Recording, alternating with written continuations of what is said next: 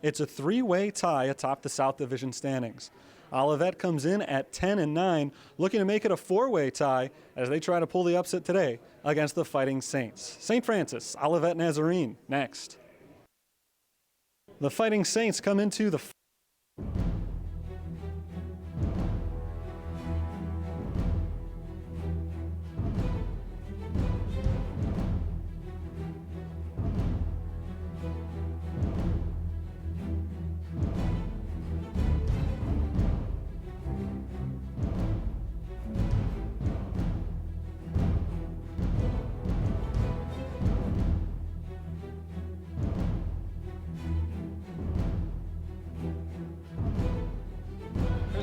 crosses over, lets one fly, and the shot clock buzzer, and got it to go!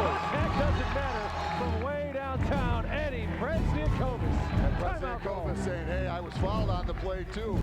Fans loving the defense. Another poke away with Popovich and Tucker on the floor. St. Francis gets it, and they call a timeout. Look at the defense by the Saints.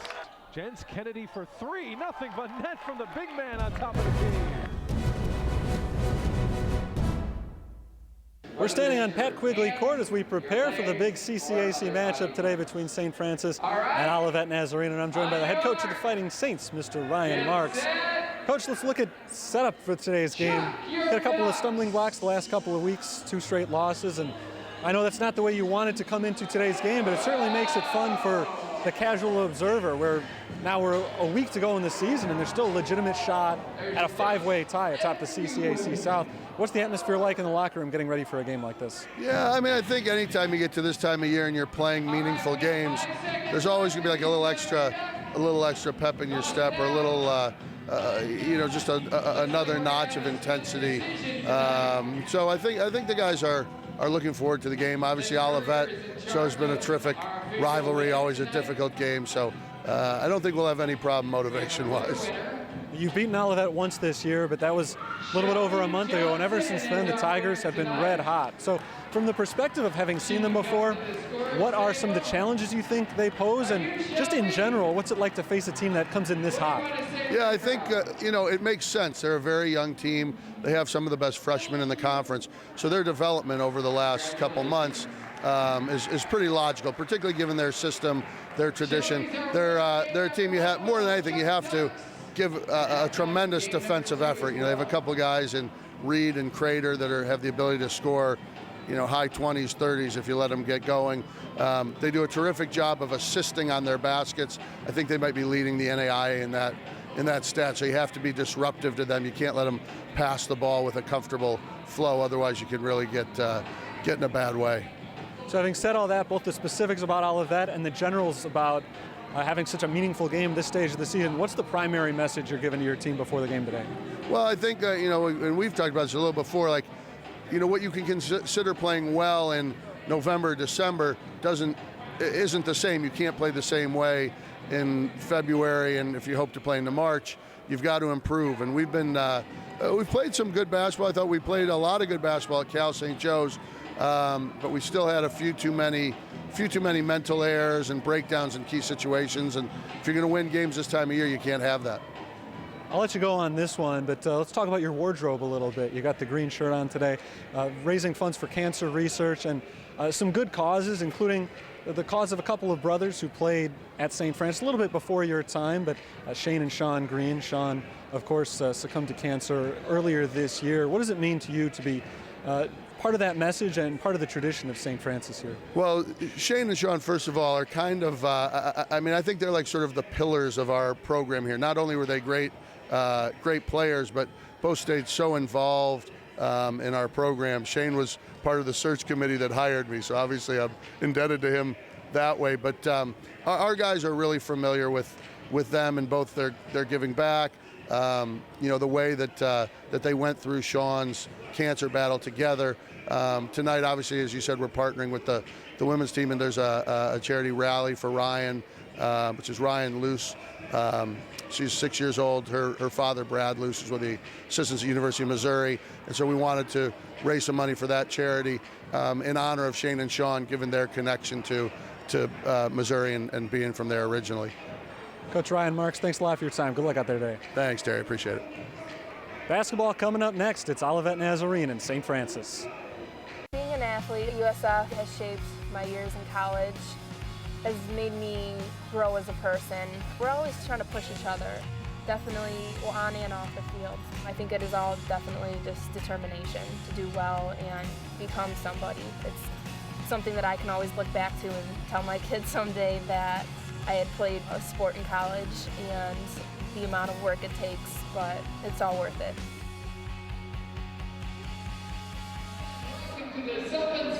We are live inside the Sullivan Center for a big CCAC matchup between St. Francis and Olivet Nazarene.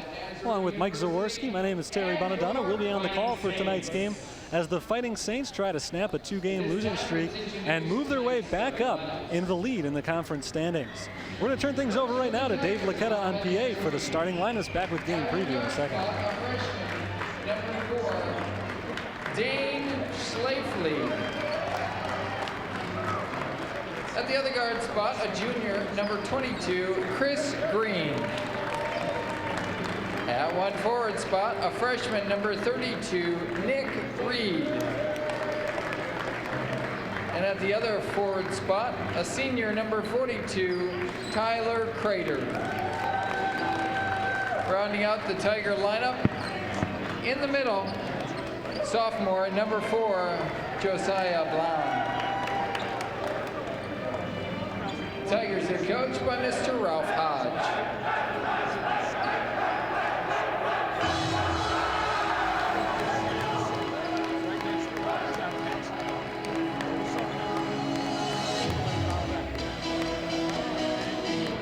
And now the starting lineup for your Fighting Saints. At 1 guard spot, he's a 6-foot senior from Merrillville, Indiana, number 10, Jake Popovich. At the other guard spot, a 6-foot 6-inch senior from Quincy, Florida, number 22, Landis Anderson. At 1 forward spot, a 6-foot 7-inch senior from Claremont, Florida, number 40, Logan Timmons. And at the other forward spot, a 6-foot 4-inch senior from Westmont, Illinois, number 44, John Petrozak.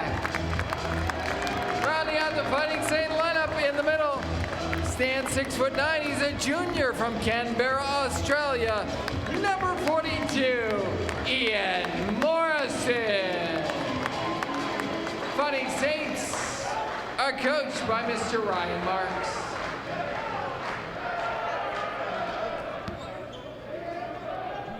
Starters for both teams, and we're just about ready to go. St. Francis comes in with a record of 17-11, 11-8 in conference, part of a 3-way tie atop the CCAC South.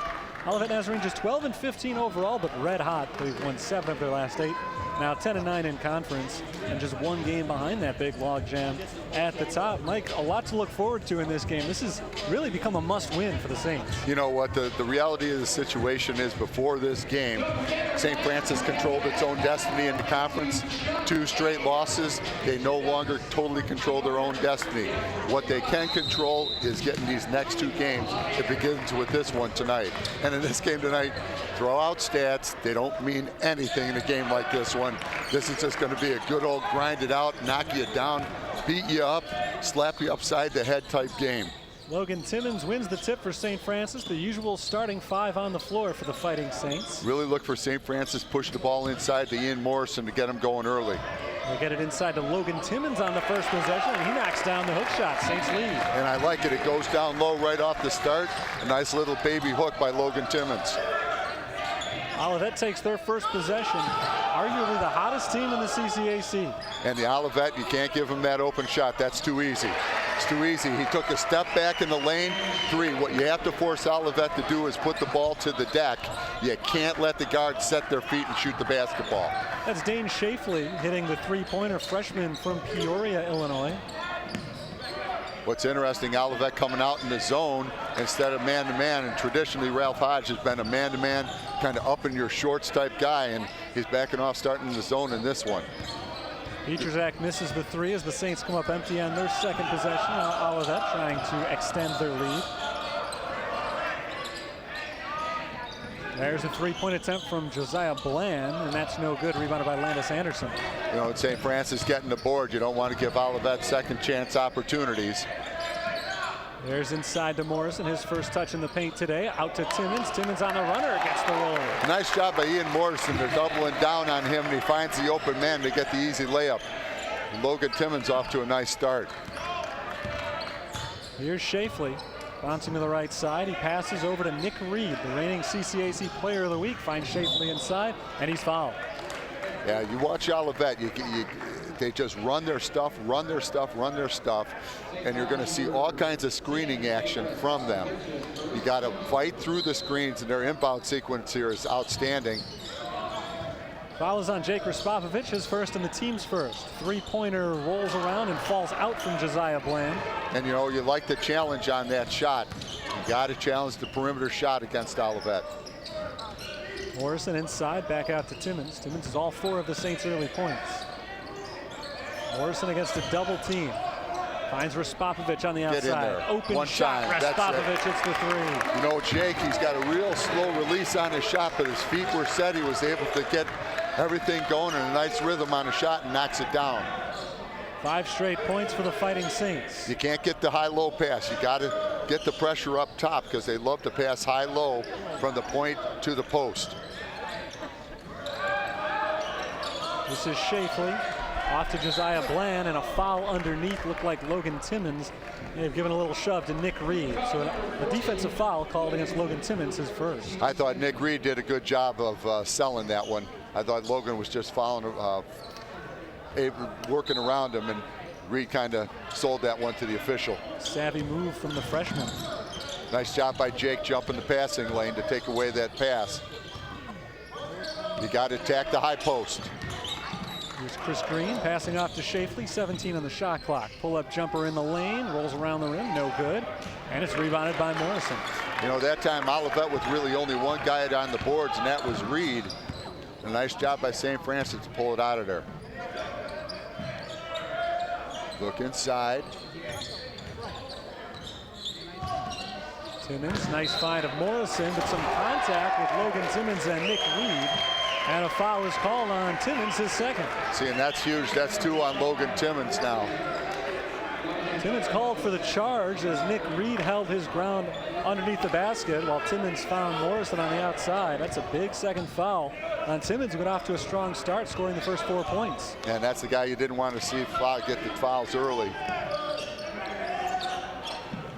Here's Shafley, guarded by Raspopovich, and some contact underneath once again. This time the foul is going to go against Jean Pietrzak. Well, right now Reed's getting away with the very physical. They're letting Reed get physical, but not St. Francis get physical. You want to see it go both ways. If it's going to be physical one way, be physical the other way. It's already 4 fouls on the Fighting Saints. Olivet has not yet committed one as Hayden Witt jumps in off the bench in place of Logan Timmons. Olivet don't foul. This is Reed against Witt, and Reed has his first 2 points. And you saw Witt just getting beat across the lane. You can't let Reed get off that easily. That's Nick Reed, the leading scorer on the Tigers with 21 points per game. Morrison sets the screen. Witt has the open jumper from the left side and knocks it down. Now that's the flip side. What Witt gives you is he can really shoot the ball. Olivet has to force him to put the ball to the deck because that is not his strength. Reed guarded by Witt. Gives it up. 3-point attempt. Comes up a little bit short from Chris Green, and Morrison comes down with the rebound. Nice outlet pass up the court. See what Olivet just got away with, the hands defensively. They love to do that. Anderson, corner 3, a little bit short, gets his own rebound. See him get it inside to Ian once again here. Deep 3 from Raspopovich instead, and it misses short, but Morrison does get it back on the offensive rebound, up and in. Not the conventional way, but they got it inside to him. That's a nice play by Ian Morrison. Bland, a cross-court pass, finishes on the short jumper. That's too easy. You can't give up the transition baskets like that. You like Ian Morrison down there. Now Jake's got to stay within himself. He was feeling real good. That earlier 3-pointer, just play within yourself, Jake. Bingo. Witt hits a 3. He's got 5. So now that you're forcing Olivet to extend out with that deep 3 by Witt, and that's going to open up Morrison down low. Hayden Witt has really become a spark plug off the bench late in the season, and he's gotten hot right here. As Witt knocks the ball away, it's deflected out of bounds, last touched by the Saints. And what you liked about St. Francis is they forced Olivet to put the ball to the deck, and they're just not good off the dribble. They want to run their stuff, and get everything off of screens. Some offense off the bench. JoJo Ballestero and Jordan Thornton in. Thornton coming off of one of his better games this year. Scored 14 points in the loss over the weekend. Watch Reed down low. He'll get physical. It'll be interesting to see if the officials will play it both ways. Reed brings in the pass, gives it right back out to Bland. Troy Swindle at the buzzer hits the three-pointer. Yeah, and that's been one of JoJo's weaknesses, his defense. He should have been conscious of what was going on and wasn't up close enough, and gives up the three.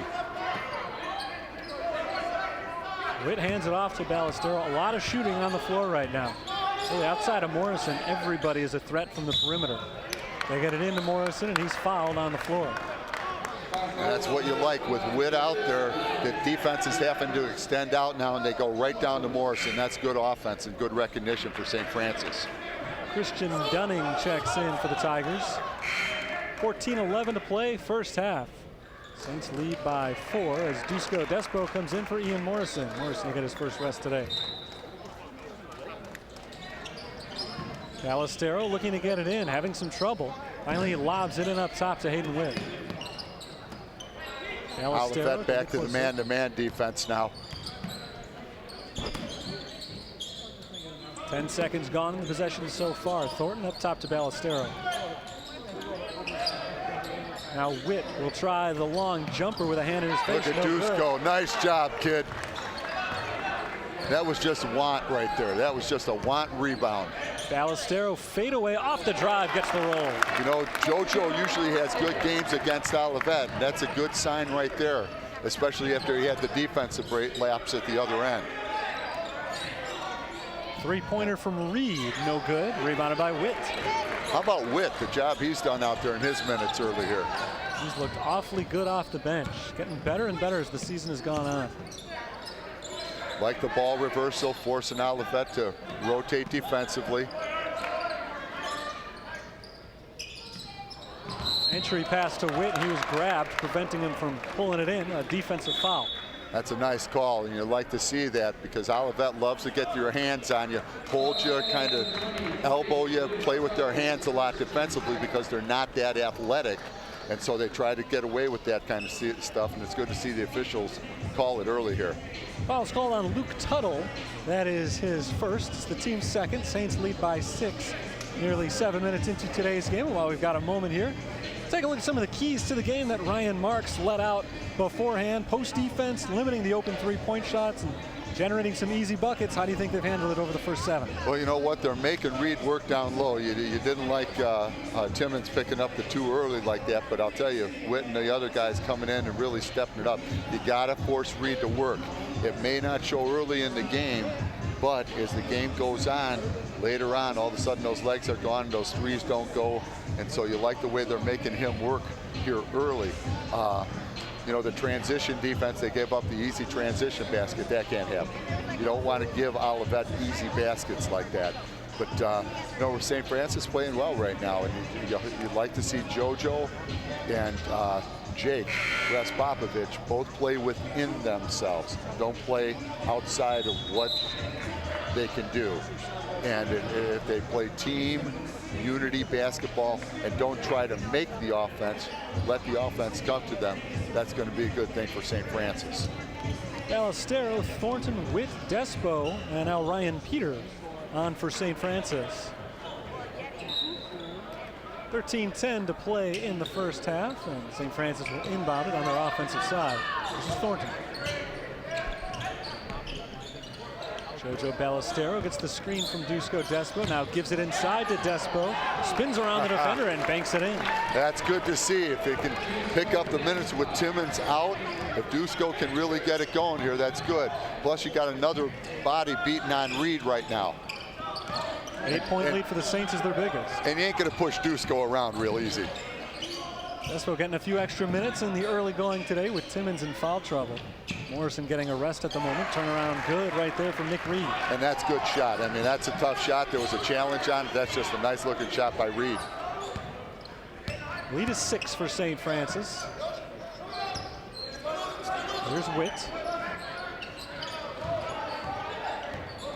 Jordan Thornton back to Hayden Witt, 13 to shoot. It's Ballestero from the outside, and it's good. Yeah, that's just a defensive breakdown by Olivet. They can't let it that easy. That's happened that easy. That's good offense by St. Francis. JoJo Ballestero's first points today is 249th career three-pointer. And what you like about that is he did it within the context of the offense. He didn't make it happen. He let it happen. Nick Reed on the turnaround. Reed continues his strong play. 6 points for him. Reed's got the entire package. Go inside, outside, the whole thing. Hayden Witt to a cutting Jordan Thornton, who finishes with the layup. Nice job, nice back cut, and a good read by Thornton. First 2 points for Thornton. Quickly on the other end, Thornton comes up with a block, knocked out of bounds by St. Francis, but he turns away Troy Swindle. Big defensive play. You know, and some frustration there. Got beat at the other end, so he's going to come back and make up for it at the offensive end. And nice job by St. Francis, and you like the job Dusko did coming in there to get in a couple of minutes. Good conversation with Hayden Witt and the referee before we continue. And you hope that's a two-way thing, because Reed's been getting away with a lot of garbage here early, and you like the officials getting after both of those players, not just the one. Reed's smart. He plays a lot of dirty stuff down there, a lot with his hands. I shouldn't say dirty, but smart getting away with stuff he shouldn't get away with.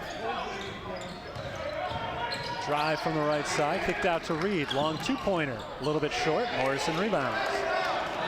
Saints are going to run a little bit here. Jordan Thornton, pull-up jumper. That comes up short, and a loose ball foul is called against Ryan Peter. Quick shot there from Jordan Thornton, maybe a little bit too quick. Didn't have the rebounders down there, and Peter picks up the foul, trying to pick him up. Actually, it's Hayden Witt, sorry, with the foul. Well, Jordan Thornton, just a really good player, young player. He's got a really bright future ahead of him. Sometimes he's still learning on when to take the shot, when not to. But he's just really played outstanding and got a great future ahead. Drive from Tyler Crater, banks it in. That's a tough shot. That's a tough shot. That is not the strength of Olivet. And he just kind of forced that one and made it happen. Crater has come on strong, especially late in the season. Averaging nearly 17 points per game this year for Ralph Hodges Tigers. Good, like it. Good ball movement here. It's Thornton freed up for an open 3, a little bit off. Rebound tip by Hayden Witt, he pulls it in. Ballestero for 3. That misses, and it's rebounded by Tuttle. Now the transition game, you got to take away the transition. Layup Reed, yes, and a foul.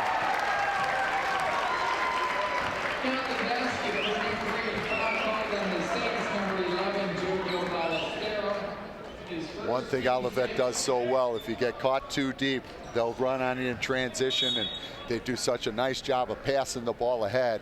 And that time was just hustled down the court, and you see the man on the line, Reed, just earning that one.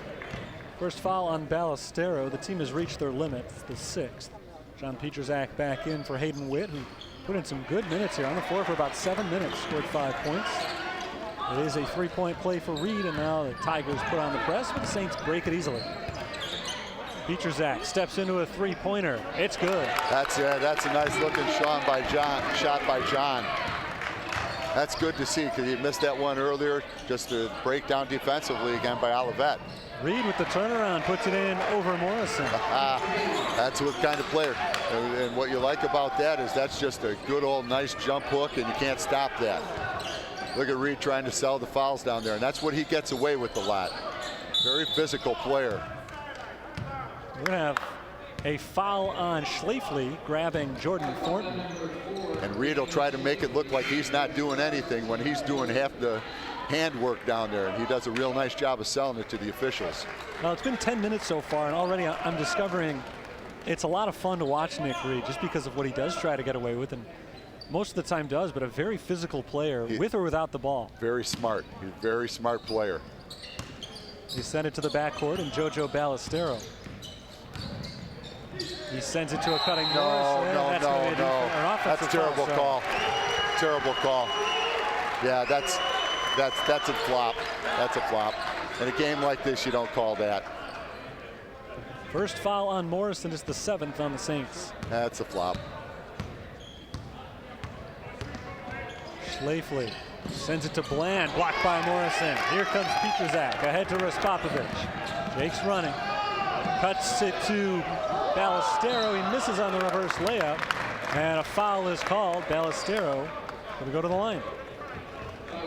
How about Ian Morrison coming back, kind of playing ticked off at the other end defensively, gets after it, and hey, he ain't bringing it in here, and goes up and gets the clean block, and that's the kind of competitive streak you like to see from Ian Morrison.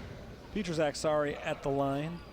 He was fouled going back up, trying for the putback off of Ballestero's miss, and he hits the first free throw. 4 points for Petrozak. Reed wasn't out long, was he? It's a very short breather for the star freshman. Yeah, you're probably going to see about 38 minutes out of him in this contest. It's an absolute must-win game for both teams today as they try for the automatic bid to the NAIA tournament. Petrozak makes them both. It's a 7-point lead for St. Francis. Well, for Olivet, it's a must. They can still win the conference. They're going to have a lot of good things happen. St. Francis still right in it as well. Jumper no good from Green. Here comes Ballestero. Space it out, and Ballestero will slow it down. Now a drive. Kicks it to a cutting Raspopovich. Nice pass out to Petrozak. He misses this time. Battle for the rebound, and Morrison comes away with it, putting it up and in. 3 Olivet players, and Morrison comes out with them. Nice job by Ian. And a deflection from Raspopovich, stolen by Peter, but thrown away as he tries to prevent the ball from going out of bounds. Missed jumper, rebounded by Peter. And this pace, I think, favors St. Francis. Olivet doesn't like to play at this hectic of a pace. Now it will slow down into a half-court game. Raspopovich down in the corner. There's Morrison, nice pass to Petrozak, who finishes at the hoop. Timeout called by Olivet. 2 Olivet defenders on the weak side, both watching the play happen. Neither of them moving. Nice job, St. Francis. How about the unselfish basketball? Just a 30-second timeout here. The Saints have opened up their biggest lead so far, 11 points at 32-21. And what you really like to see, and there it is on the weak side, 2 Olivet defenders not knowing what's going on, just getting lost. What you like about St. Francis doing it very unselfishly right now, JoJo and Jake playing within the context of the offense, looking to get the ball inside. Goes inside, good things happen. And I'll tell you what, Ian Morrison has come to play. He's come just pulling down some boards in there that you're saying, wow, that's good to see. Speaking of JoJo and Jake, they'll be sitting down at halftime. Actually, they already sat down to record an interview, but we'll be airing it at halftime, so make sure you're with us during the halftime breaks. Get to know the 2 senior guards a little bit better. Full court press here from the Fighting Saints as the ball goes into Troy Swindle. They just kind of tried to take them out of their rhythm a little bit here. Swindle gets around a trap, dribbles to the right side and picks it up. Bounces off to Nick Reed. Reed will try the 3 with Petrozak. Can't give him that much room. Can't give him that much room. You got to force Olivet to put the ball to the deck. You can't give him the shot. Reed's got well over half of the Tigers' points, 14 for the freshman. He's been keeping them alive in this game. Still an 8-point lead for St. Francis. Morrison against a double team. I thought he was going to get called for a hook on that one. Foul goes on Josiah Bland. You could see him coming around with that elbow. I thought it was going to be offensive as well, but there were a couple of times we thought it was going to go the other way, and it didn't. Well, Olivet chucking with the leg, trying to knock the post off the block, and they got nailed for it. Good job by the officials. Here's Ballestero. Back inside, JoJo. Raspopovich looking for Morrison, bounces it inside to him, and Morrison finishes. Look at that pass. That's just a great seal by Ian and a great look by Jake. 3-pointer from the corner goes for Crater. Yeah. Man, Ryan Marks is going to go downstairs and say, force them to put the ball down. You can't let them set their feet and shoot. 5 points for Crater. Petrozak into a double team, stripped, and a held ball call. Possession arrow faces Olivet, so it will be a turnover for St. Francis. Logan Timmons with his 2 fouls comes back in. It'll be interesting to see here Logan Timmons. They're going to take him off of Reed now, and they're going to rotate Pietrzak over to Reed.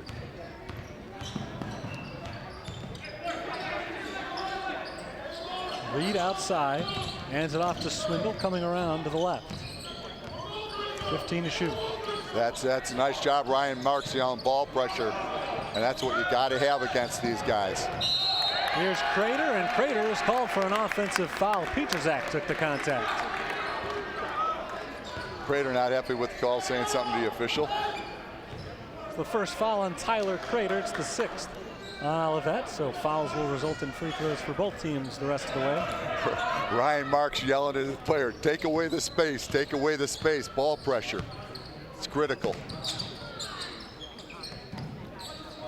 Jordan Thornton starts a drive, kicks it out to Landis Anderson. I'd like to see Landis get going offensively here too. Pietrzak puts the ball on the floor, and he draws a foul. He'll go back to the free throw line. Foul is called on Luke Tuttle. It's already the 3rd on Tuttle. Tuttle was not a starter for Olivet, but in limited minutes he's already picked up 3 fouls, and he's going to have to check out with Zach Tuxhorn coming on for the first time. Now the guy that's not coming out of that lineup is Reed.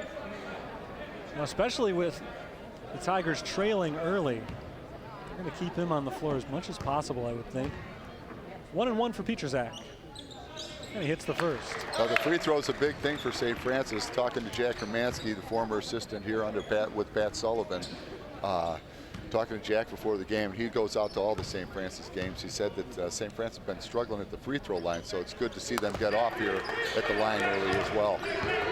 36-27, the Saints lead by 9.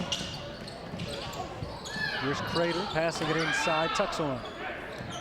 Reed hasn't gotten a touch the last couple of possessions. He won't here either as Crater misses on the 3, and we've got a loose ball foul. This will go against Landis Anderson. St. Francis coming out in a little trap there defensively, and they had it going, but just the foul on the rebound underneath by Landis. A very tightly called game so far. It's the 15th foul for these two teams combined, not quite 14 minutes into the game. Well, said before this one began, it's going to be a physical knockdown, kick you, hit you, and that's the kind of game it is right now. Tuxhorn hits the first free throw, so he'll get one more. It's the first foul, by the way, on Anderson. Tuxhorn makes them both. Olivet hanging around. Their only lead so far is 3-2. But they've been within striking range. Logan Timmons scored the first 4 points for St. Francis, nothing since. Nifty ball work by Raspovic, but he throws it away. That's what Jake kind of gets himself in trouble. It looks pretty, but it's not good. Crater steps into a 3-pointer, and he makes it a 4-point game. And that's the one thing Ryan Marks is going to talk about at halftime is, hey, too many easy threes or easy shots in transition. No pressure on that one, and they're going to knock that down all night long. That's 8 points now for Tyler Crater as the Saints use up a 30-second timeout. As I said, the Saints have been leading this one throughout, but Olivet has kept it close. We know they've got some shooters, and we know that they've got the capability of keeping it close, and here we are. Just a 4-point lead for St. Francis. This is the way you want it, though, right? This is, no, it ain't. No, it ain't. 40, I'd like 40 would be a little bit more fun. 36-1. You know, it's funny. I was talking to Ralph Hodge, the Olivet coach, before the game, and we were talking about our kids and how we don't let them beat us when we play cards because we both have such a competitive streak in us. And Ralph was laughing, and I'm laughing too, because we kind of cut out of that same mold. You know, Pat Sullivan was the same way when he was coaching here against Ralph. You know, you don't, your competitive spirit takes over, and in a game like this, it's all about competitive spirit. Landis Anderson out to Jean Pietrzak. Well, I talked to Ryan Marks about the standings, the conference standings before the game. And of course, the Saints have lost the last 2, which is disappointing to everybody around here. As Raspovic makes a nice drive and hits the layup. Great offensive possession by St. Francis. Just great moving, running their offense and letting the offense create. Swindle outside, 3-pointer, knocks it down. That's Sterling Thornton from long range, hitting his first three. He's at 4 or 5 threes already in the first half here. I think that's 5. And they've mostly been uncontested. Here's Petrzak into Raspopovich, and Raspopovich can't hit from underneath. Rebounded by Reed. 3-point game. The Tigers could tie it on this possession. Takeaways, nice job defensively by John. Pull-up jumper from Crater, in and out. Rebounded by Anderson. Landis ahead to Thornton. And a defensive foul called. It looked right there like Sterling Thornton may have been looking for the charge, but he was not quite set as the contact from Thornton to Thornton was committed. There wasn't enough space there. He didn't give him enough space, and that the right call by the official. A good job being right on top of it. Despo comes on for Petrzak as Thornton has a 1-and-1 from the line.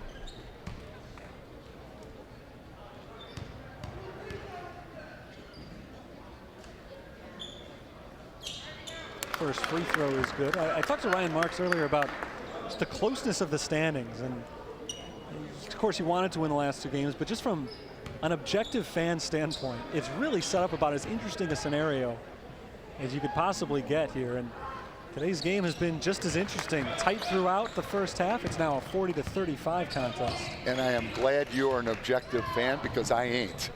Okay. I'm an objective broadcaster. I wouldn't call myself an objective fan. I like the good storylines, though. There's a 3-pointer, no good from Green. Offensive rebound. Crater misses on the hook. You see Jake just so good in transition, now running the offense. Despo to Timmons. To Raspopovich. Deep 3 from Landis Anderson, a little long, and it's rebounded by Olivet. Tigers on the move. This is Reed, wide open from the top of the key, and he knocks it down. Easy.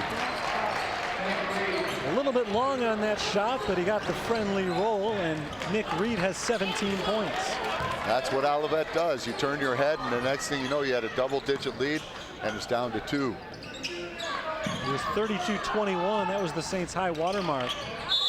This 3 from Thornton, but Logan Timmons is fouled on the rebound attempt. Tell you what, he just works so dang hard on the basketball court. He's kind of the glue guy. He's the glue that holds everything together for St. Francis. Fouls the first on Tuxhorn. 9th on the team, 1-and-1 from the line for Timmons. JoJo back in, giving some good early minutes. And you know, the one thing with JoJo, when he works in the context of the offense and he gets that open look, he'll knock it down so quickly. And Timmons, a 69% shooter from the free throw line this year. Excuse me, a 75% shooter. I got the wrong line there. And he hits them both. 42-38 Saints. Late in the first half. High scoring game between the Saints and the Tigers. Lead out to Green. Got to pressure him. You can't let him get that easy pass. Ball pressure. Down to 10 on the shot clock. This is Tuxhorn into the corner for Crater, guarded by Timmons. Crater drives on Timmons, little runner, floats it in. And that's okay. That's a nice shot, but that's what you want to do defensively, is force them to put the ball down.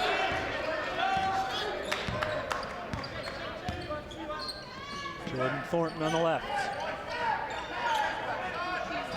Lobbed in for Timmons, an errant pass. It's intercepted. Here comes Swindle. Olivet can tie or take the lead here. The ball is thrown away, and Timmons picks up the loose ball. Off to Thornton. Thornton layup is good. Nice hustle by Timmons. I mean, just watching him, he was behind that play. Look at this. Back-to-back steals for Logan Timmons. JoJo. Step back jumper, Ballestero hits. Nice job. He didn't try to force it all the way to the basket. Pulled it back out and gets a nice little 15-footer. 4 very quick points for St. Francis, turn a 2-point lead into a 6-point edge. Big possession here for Olivet. Good ball pressure up top. Reed outside, Green for 3, short. Rebounded by Tuxeron. That's what Olivet gets away with. You saw him shove the forearm out there. Hey, Away hey! with this one. That's an offensive foul on Tyler Crater despite his objections. They got away with the forearm, but then get called for the charge. And now when you run over Duke Odespa, you've done something. You've done something. Despo did a good job holding his ground there. That was a big hit. Hayden Witt, JoJo Ballestero, Jordan Thornton, Ian Morrison, John Petrzak, the 5 on the floor for Ryan Marks. Like to see him get it down low to Ian. Morrison's got 6 points so far today. He's got it at the top. There it is. What? Foul is called on St. Francis. Morrison jockeying for position. Wow. Nick Reed is called for his second. Just came back in the game. He might have to sit with these 2 fouls. Despo's coming right back in. Wow. Well, I'd like to see. I don't know if we got the replay of that just to see it.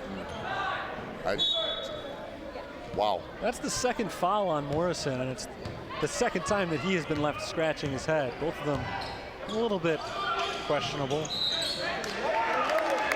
Well, whistle blows. It's going to be an offensive foul. This one on Olivet. Tyler Crater whistled for his 3rd, I believe. It is his 3rd. So big foul trouble for some of the stars of each of these teams. Welcome to Foul Fest 2017. This has been officiated very tightly. Wow. Thornton on the outside. Crosses over on Green. Cross-court pass to Ballestero. Step back 3-pointer for JoJo. No good.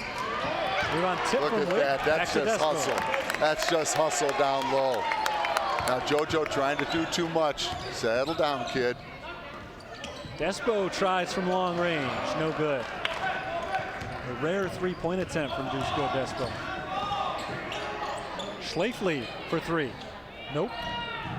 Rebounded by Ballestero. Under a minute to play in the half. Ballestero flying. He finds Witt in the corner. Hayden Witt hits I'll tell you what, three. Hayden Witt gets his feet set and that ball's going in. You just know it. What 8 a big points. lift he's given this team. And they've needed him with both Timmons and Morrison in foul trouble. Crater, long jumper, good. That's a tough shot. I mean, that's just a nice shot by Crater. Well, Tyler Crater playing with 3 fouls here in the first half. The thing is, he's guarding a perimeter guy now, so that helps him, so he's not banging him down in the low post. Shot clock is off with 7 seconds left. Ballestero from way outside, no good. And that'll go out of bounds with 0.1 on the clock. So for all intents and purposes, that'll end the first half. Well, that's not going to have enough time to get a shot off. So there's our buzzer, 49-42 at the half. St. Francis went out to an 11-point lead. Olivet fought back. They cut it to 2 late in the half, but a good surge late in the period by St. Francis has them up by 7 in pretty good position right now, Mike. You know what? Good first half of basketball by St. Francis. And, you know, the one thing about this team is they can put points on the board, too, just as Olivet can. I thought the fast pace of the game favors St. Francis. They're just a little bit more athletic at the guard spots, and I think that kind of came through in the first half. But, boy, you're seeing just some good old grind it up, roll up the shirt sleeves basketball, and that's what these two teams bring. Well, I know that nobody wants to go anywhere tonight. A huge conference game between these two teams battling for supremacy in the CCAC South, and the Saints lead by 7 at the half. Long way to go in this game. Stick with us during halftime. You'll hear from guards Jake Rispopovich and JoJo Ballestero. Mike and I will be back for the second half in a little bit.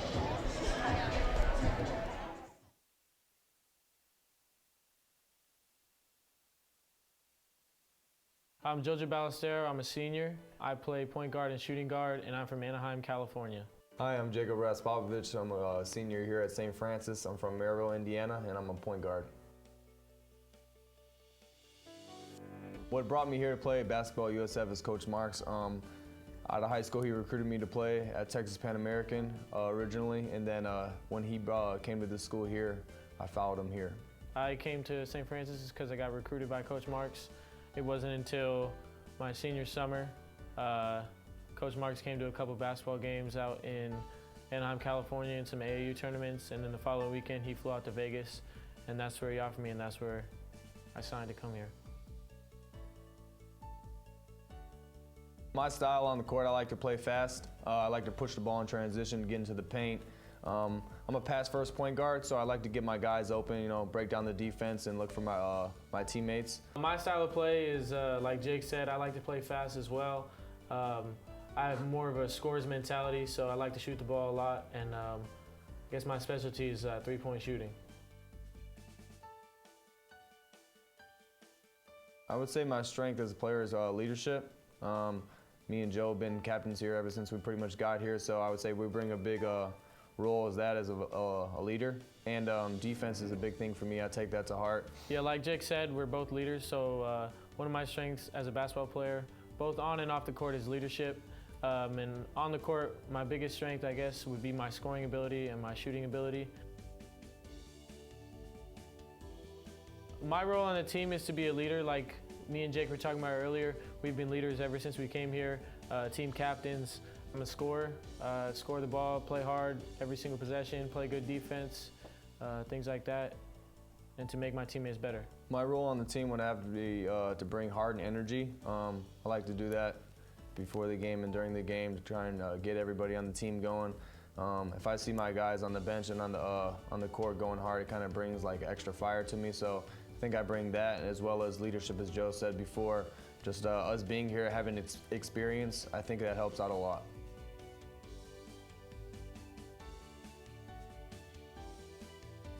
Throughout time, how I've grown as a player, I think that you know, I've learned different things throughout my coaches and throughout like the players that I've experienced with. Just trying to stay on the ball and on top of things at all times. You know, never let things get under my skin. Try to stay as calm and as cool as possible, and just never to get frustrated. Yeah, to go along with that, I guess dealing with adversity, that's what I've learned most in my college career. I broke my foot earlier in the year, this year, and so I had a slow start to the season. Last year, same thing, I had a hurt ankle. So Coach Marks and all the other coaches, they do a good job of making sure we keep a good head and a positive attitude, make sure that we're fighting through it and not letting it draw us back. So that would be probably the biggest thing I've learned in my college career, playing basketball-wise.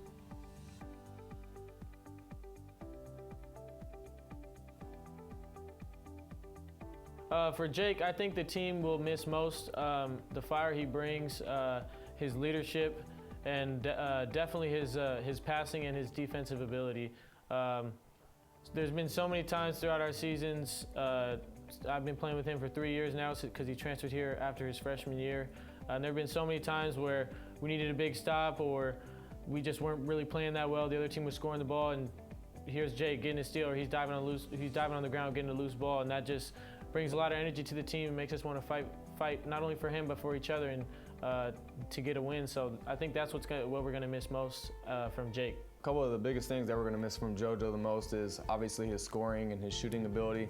We all know that he's one of the best shooters in the country, and he's shown that and proved that throughout the years, as well as his leadership. You know, he's been a captain all 4 years. He's been one of those main two go guys. You know, he's a big offensive threat, so we know we're going to miss that a lot from him. And just all the good times that we have on and off the court as well, you know, saying funny jokes or just getting the guys going and keeping a good vibe around.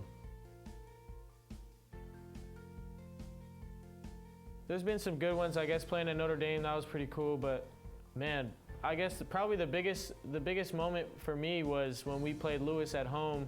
What was that, last year or the year before? Last year. Yeah, last season at home we played Lewis, and it was a game that we raised money for Sean Green, who had just passed away recently in December.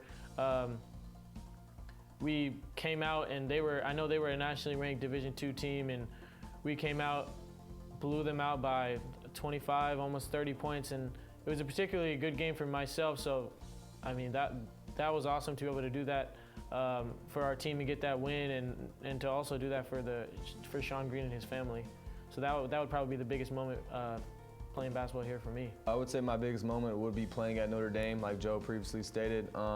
just me being an Indiana guy, and I grew up a Notre Dame fan my whole life, football and basketball, watching them ever since I've been a kid. And I probably brought about 30, 35 people out between friends and family. They were able to come see the game, so that was probably one of the best and biggest moments for me at my career at USF.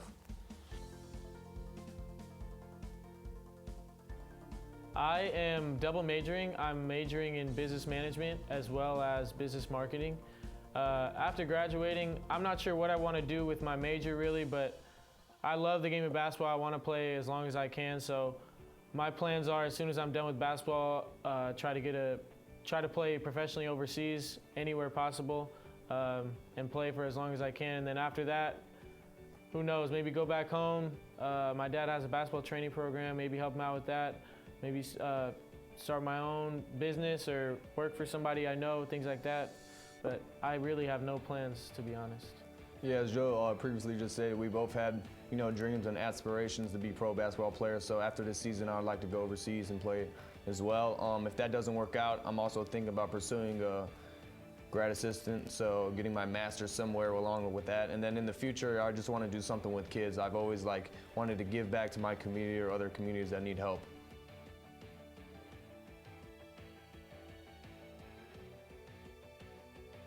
I would say one thing that I've learned from on the court playing here at USF is brotherhood. Building that chemistry with your brothers day in and day out, because you're literally with them all the time, and you build a certain bond and camaraderie between all of the guys on the team. So I would say brotherhood is the biggest thing that I've learned so far. I guess one of the biggest things that I've learned with playing basketball is to never give up. I've always been shorter than everybody else whenever I'm playing basketball, and so many times in my career I've been looked over and things like that, but we all lace our shoes up the same way, we put our pants on, things like that. So that's really what my dad has always taught us, and my mom and Coach Marks did a great job teaching to us. Coach Marks did a great job teaching us that as well. He always tells us, no matter what, keep fighting. Whether we're down 12 with a minute left, we're always gonna fight till the end.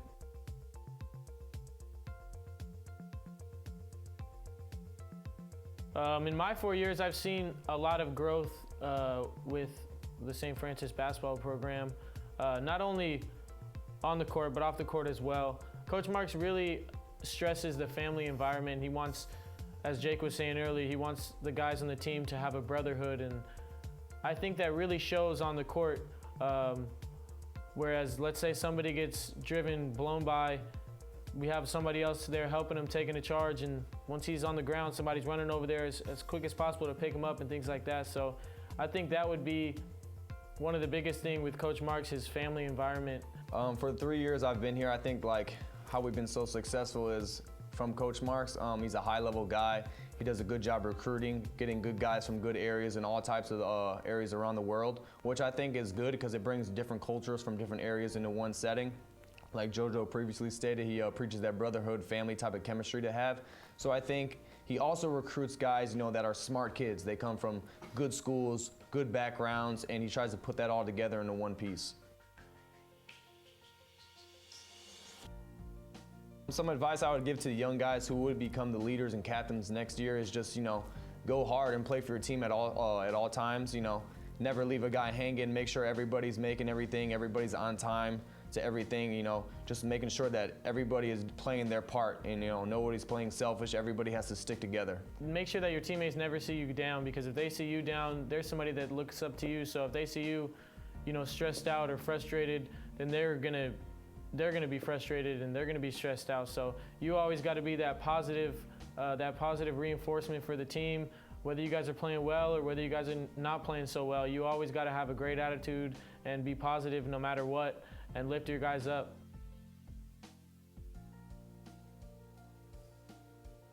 With just 2 games left, I think the mood in the locker room, is kind of intense.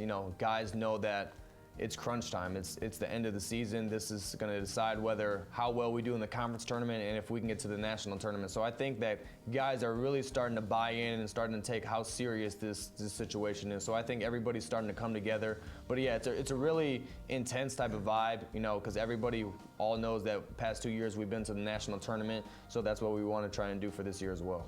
Yeah, I agree with what Jake said. I would also, to add on to that, I think the mood in the locker room and on the court is hungry. I think everyone's hungry to get to that national tournament for the 3rd year in a row. For the new guys, they want to experience it, see what it's like. And at the same time, throughout my entire career here, and especially this year, I think we do a great job of balancing, you know, having fun, being funny, joking around, as well as working hard.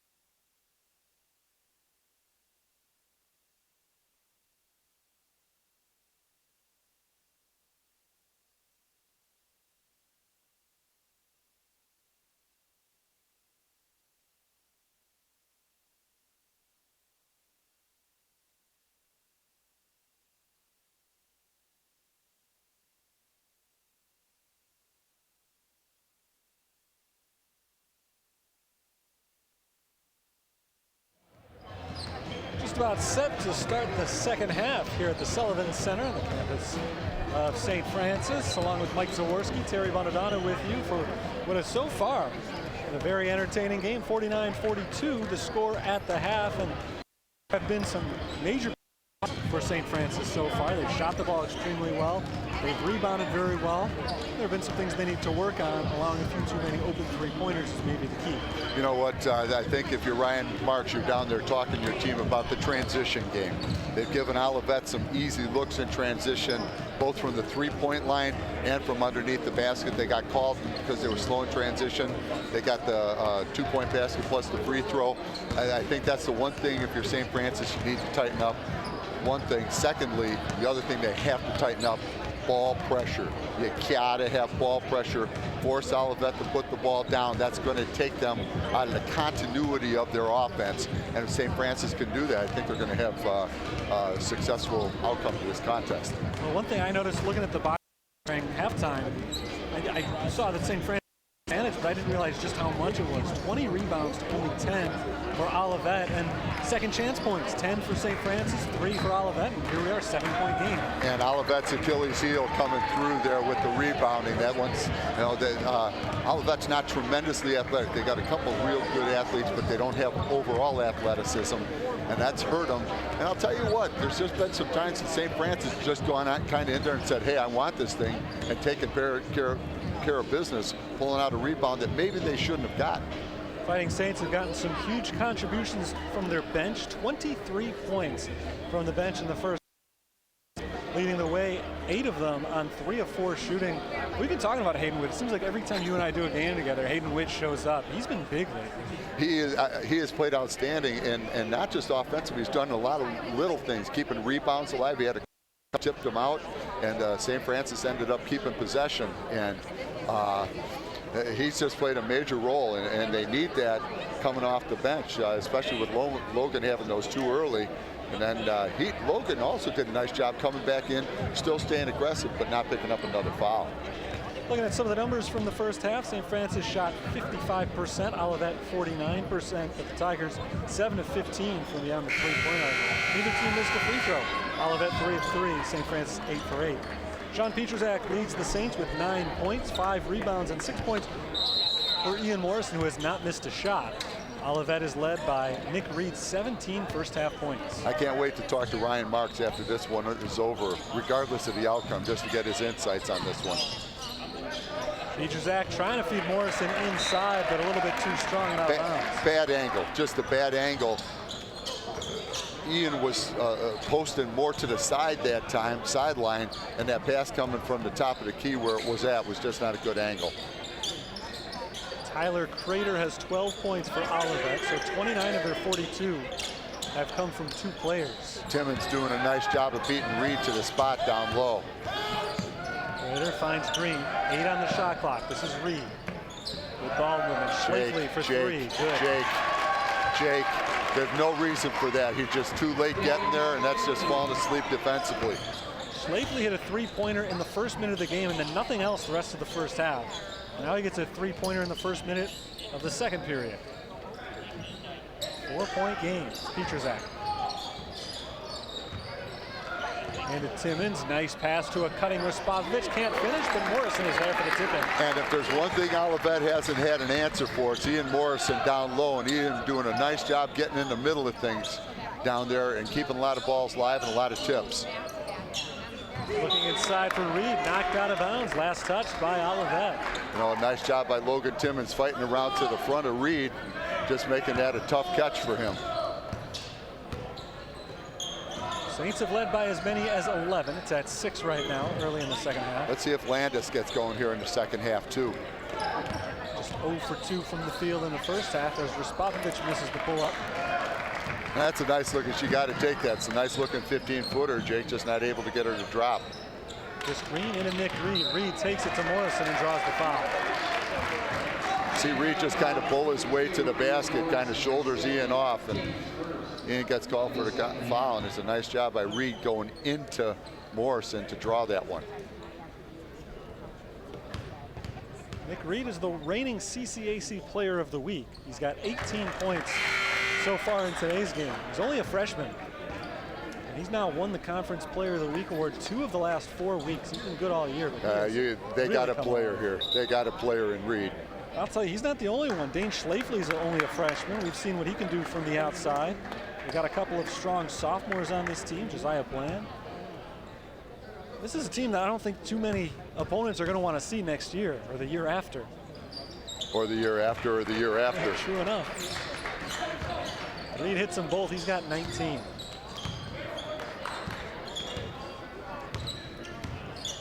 John Pietrzak. He's got a St. Francis high 9 points. Look at that, 4 defenders on the post down low. Thornton corner 3, no good. Rebounded by Sterling Thornton of Olivet. And that's where Thornton's just going to get better once he learns on when to take that shot, when not to. Foul called on Reed. Yeah, you see, and that's what Reed gets away with a lot, using his hands and his elbows, and that time he gets called for it. Nice job defensively. A good job by the officials calling that both ways. Thought he got away with some early that should have been called, and they finally made that call. Nice job. Yeah, it seems amazing for as physical as Reed has been down low. That's just his first foul. First on the team. Respovic drives, dishes to Pietrzak, who finishes down low. And that's what Jake does so well. He can break it down off the dribble, and that time not trying to make the fancy play, just the easy pass and easy basket for St. Francis. Reed on the outside this time, guarded by Pietrzak. Nice ball pressure up top by Pietrzak. And Jake Respovic jumps into the passing lane, driving on Schlafly. He pulls up, looks for help, and finds Thornton. They'll slow it down. Pietrzak on the drive, dishes to Timmons. Get in there. An open Landis Anderson pass on the shot. Timmons underneath. Timmons once again, hook shot good. What a beautiful offensive possession. Side, top side. Jake didn't force it down low. That's nice offense by St. Francis. Turn around from Crater. You know what? Landis Anderson, you don't see that very often. He didn't challenge the shot. You have no problem with the guy getting the ball and making the basket, but Landis didn't challenge that one. Pietrzak in the high post, getting it down low to Logan Timmons. Anderson will try from deep, no good. He remains scoreless for the game as Schlafly comes down with the rebound. Yeah, he's just out of sync tonight. Reed, open look. Off the mark, a rare misfire from Nick Reed. Here comes Respovic. To Thornton, a little floater from Thornton comes up short. Would like to see him put that one off the glass. Give him a better opportunity to go in. Three-pointer from Crater hits the front iron. Both teams have gone cold. 6-point lead for the Fighting Saints with Respovic handling the ball. Stripped by Schlafly, but Respovic chases it down. Pietrzak inside, no good. And it's rebounded by Reed. Poked away by Anderson, loose ball, scooped up by Pietrzak. Respovic from the outside, halfway down, didn't fall. Yeah, Ryan Mark's not happy with that one. Ralph Hodge thrilled about the way things have gone lately either. So he calls a timeout to regroup. 6-point game, 15.5 minutes to play, and the offenses have suddenly come to a halt. You know what? That's one where you'd like to see Jake be the point guard. Hey, the style of play has been like this, and that's what Jake can sometimes get caught up in. It's been going up, down, up, down. Jake, you're the point guard. Pull it out, say, hey, let's get the ball down to the big fellow down low, and let's get an easy basket here. Instead, he pulls up the three, feeling that I'm going to make it happen. Don't make it happen. Let it happen. And Respavovic, really, for as involved as he is on the offensive side, not much of a shooter. It's only the 37th three-pointer he's taken this year, so he's not a guy you would expect to force that shot up the way he is. Maybe trying to make too much happen after the team had missed their last several shots. Yeah, you just saw him. I think he just got caught up in the game. Logan Timmons thinking about taking a shot at that pass. Here's Swindle into the game for the Tigers, passing off to Bland. Thornton over to McReed. He's been a little bit quieter here in the second half. Just 2 points so far and none from the field. Swindle on the drive, no good on the runner. Yeah, Thornton probably got away with one on that one. But that's good. They're forcing Olivet to put the ball down. Ballestero races to the hoop and hits it in off the glass. Good looking shot by JoJo. Reed bounces low for Bland, pass deflected but out of bounds. It'll stay with the Tigers. Nice hustle by Witt to get a hand on that. It was that Witt or Logan? I couldn't tell who got the hand on that one. I think that was Hayden Witt. Good hustle. Here comes Reed, nice move to get around a couple of defenders and get to the hoop, his first basket this half. Yeah, you can just see the athleticism there of Reed. He can get up in the air and just goes over the outstretched hand of Timmons.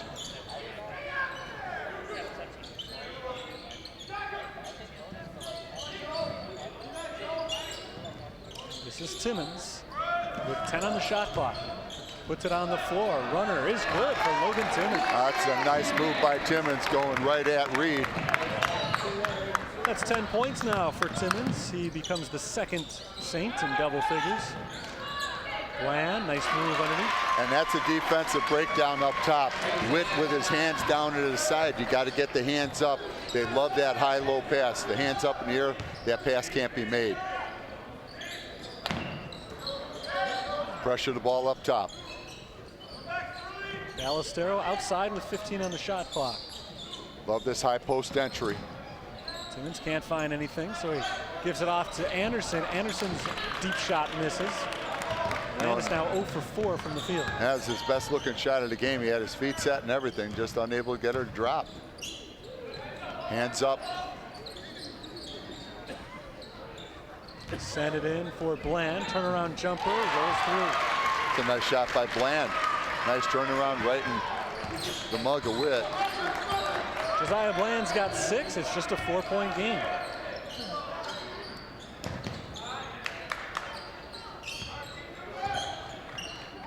JoJo Ballestero on the left wing gets the screen from Timmons. Now gives it down low to Logan Timmons. Off the hands of Hayden Witt, intercepted. 2-on-1. Here comes the run from Swindle. Left-handed layup good. And a timeout called by Ryan Marks. And now you're seeing Ian not being out on the court. And, you know, Witt, the defensive drawbacks of Witt, Olivet getting that ball down low where they like to get it into those low post guys. And then the transition game off the turnover, and all of a sudden you got a 2-point ball game. Saints have led by as many as 11 in the game. They've been up by as much as 8 points here in the second half, but Olivet has had several runs in them, and they have kept it tight. This one has the look of a game that's going to come down to the final few minutes, if not the final minute. The Saints certainly like to turn that around, but they haven't really been shooting the ball too well here in the second half, and we saw the number in the first half. It's tough to shoot 55% for a whole game. Yeah, that's very difficult to do, but right now you see Olivet doing what they do best, getting the ball down low, running their offense, running things through. They've gotten some open threes, and then the transition game, and all of a sudden that 8-point lead down to nothing real fast. And interestingly, it's been the supporting cast for Olivet here in the second half. Nick Reed pretty much single-handedly kept them alive in the first half when it looked like St. Francis was going to pull away. He had 17 points in that first half. In fact, he had 17 points in about the first 12 minutes of the first half before he went cold. Here in the second, he's only hit one shot from the field, but everybody else is stepping up. Josiah Bland has hit a couple of shots. We've seen Dane Schlafly from the outside. Tyler Crater has continued to play good basketball. And as we were saying before, this is a very talented Olivet team, and it's really more a matter of them being young than anything. I think the reason they got off to such a bad start this year, they were 3-11 at one point. Now, they also play a schedule that's extremely difficult. And Ralph and I were talking about that before the game as well, and they play a great schedule. Now, an interesting mix out on the court for St. Francis right now. It's not one you're going to see too often with who they have on the floor. Dusko Despo and Ryan Peter have checked in, along with Hayden Witt in the front court and Jordan Thornton, JoJo Ballestero, the guards. So right now they're going with 5 subs on the floor. Here's Ballestero around the screen from Despo. Jordan Thornton right wing. Into Despo in the post. Backing down. Contact and offensive foul called as Reed took the charge. Not the possession that Ryan Marks was looking for out of the timeout, and now Olivet can tie or take the lead. Yeah, it was from our angle. It was difficult for me to see. You really couldn't see it. And bottom line, Olivet really kind of hitting on all cylinders right now. Down by just 2, it's Chris Green getting the screen from Nick Reed. Reed drives on Despo, pull-up 2-pointer. Got it, and we're tied. That's a great shot. Nice shot right into mud. Good defense, and Olivet feeling it right now. This is the first time that we have been tied all night. Olivet has come all the way back from 11 down. No, this is something you see every so often with St. Francis in the second half, unable to really get it going. Jordan Thornton can't get the roll, and Olivet can take their first lead here since it was 3-2. Wide open 3-pointer. Chris Green misses everything. May have nicked the rim. But a bad shot from a guy who is all alone in the corner, and the Saints catch a break. Now Peter for 3. No good. Be interesting to see how long Ryan Marks sticks with this lineup. Obviously, he saw something out there he didn't like with the group he had out there. Josiah Bland has given Olivet their first lead since the first minute of today's game.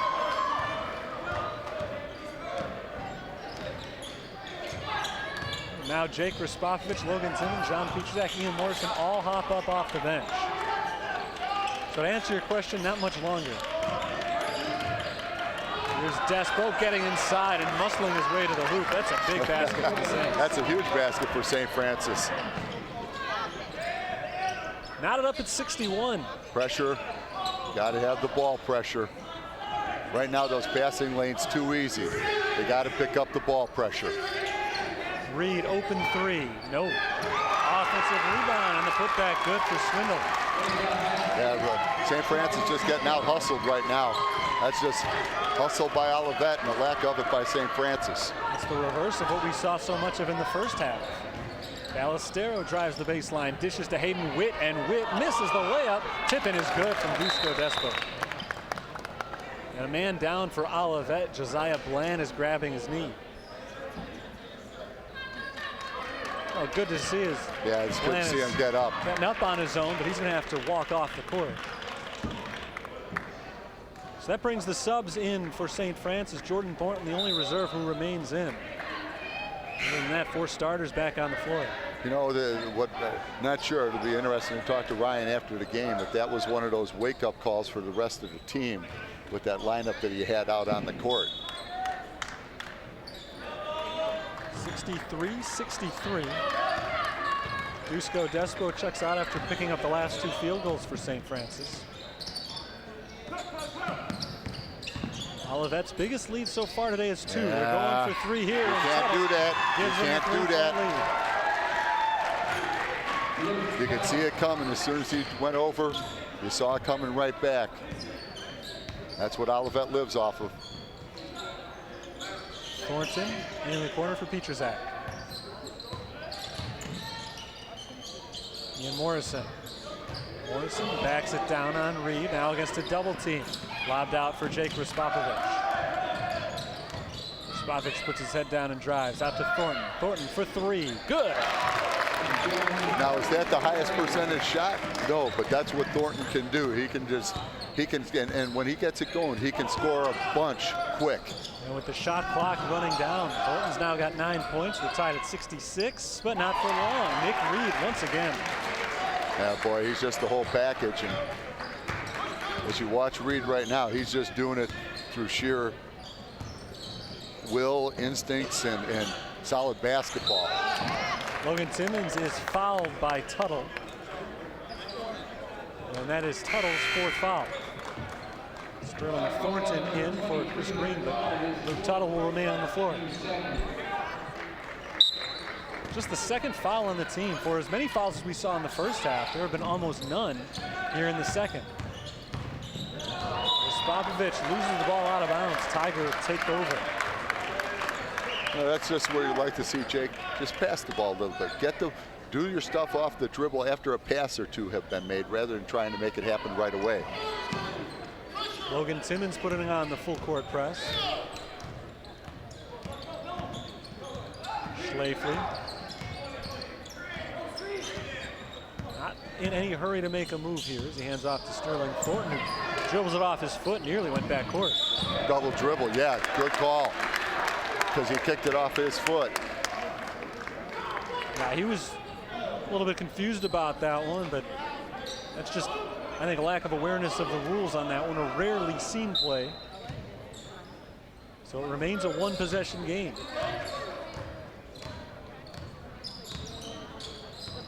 Here's Ian Morrison in the high post. I'd like to see Ian get a nice touchdown low here. Respopovich crosses over on Schlafly. Runner, no. Morrison tries to follow and draws the foul. Ian Morrison hits the deck. That's going to go on Tuttle. That's going to be his 5th, I believe. That going on Tuttle? Yeah, that's Tuttle's 5th. He's still on the floor. He doesn't seem to realize. Nobody does quite yet. And now they will send him out. Tuttle's not leaving it. He doesn't want to come out. Tuttle's been the bruiser today. Came in, played sparingly off the bench, picked up a quick 5 fouls. Josiah Bland back in. Tuttle gave him a few minutes while Bland was nursing a sore knee, but Bland right back out there now as Morrison misses on the first free throw. It is a shooting foul because he was trying to tip the ball back in, never actually had possession of it, but he was going to the hoop as he was pushed. That's an interesting shooting foul. You don't see all that often, but he makes 1 of 2. Well, it looked like he had one hand on it, just getting ready to grab it when he got hit. See the offense? Yeah. That whistle blew from the baseline. Morrison is open. He's got an open cut. So that's why the whistle blew. They've got to get that cleaned up. Did you see? It was interesting just watching the ball pressure up top. Good job by St. Francis in the ball pressure. And you saw the guard use his forearm to shove off. That's what Olivet tends to do. Because sometimes those guards aren't the most athletic guys, and they struggle with quickness. Oh, so the ball pressure is a good thing for St. Francis. Well, we've got a moment here. If you missed the pregame, an explanation as to why the entire coaching staff is wearing those green shirts. Today is a cancer research fundraiser back-to-back with the women's game and the men's game. And they're supporting a couple of causes with the men's team here, and you can see them on both ends of the shirt. The front end is a nod to Ryan Luce, who is a 6-year-old daughter of Missouri assistant basketball coach Brad Luce, who's battling cancer. Back of the shirt in honor of Shane and Sean Green, the former stars of St. Francis basketball. Cancer research fundraiser all month here at St. Francis as Reed misses on the jumper and Petrazak comes down with the rebound. Saints can take the lead back here. Morrison, hook shot, no. Rebounded by Reed. And Reed threw it away out of bounds. Nobody was looking. Reed was trying to toss it off to his left for Sterling Thornton, and Thornton just wasn't ready for it. Yeah, Reed was off balance, kind of falling out of bounds, and big break for St. Francis. Just under 8 minutes to go now as Thornton drives off the glass, no. Offensive rebound, Morrison up. Get in there. Oh, but a foul. I don't know how that one didn't fall in. That had some awkward spin to it. Third foul on Josiah Bland. Well, you need to knock down the throws here. Morrison hits the first. Ian Morrison, 10th in NAIA Division II, averaging 3.5 offensive rebounds per game. He's picked up a couple of big ones just on the last few possessions. Saints reclaim the lead. You want to see St. Francis pick it up a notch here defensively, going down the stretch.